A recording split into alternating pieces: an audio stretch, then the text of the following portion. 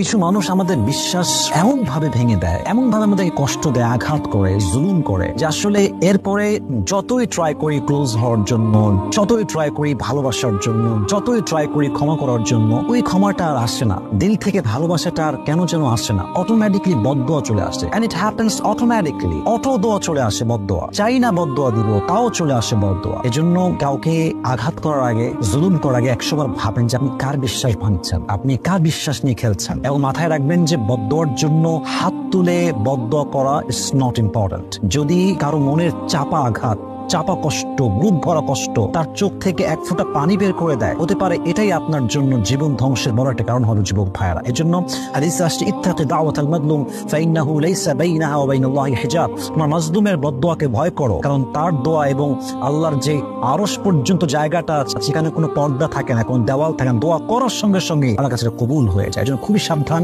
আমরা কখনো কাউকে আঘাত করবো না, বিশ্বাস ভাঙবো না, কষ্ট দিব না ইনশাআল্লাহ তাআলা।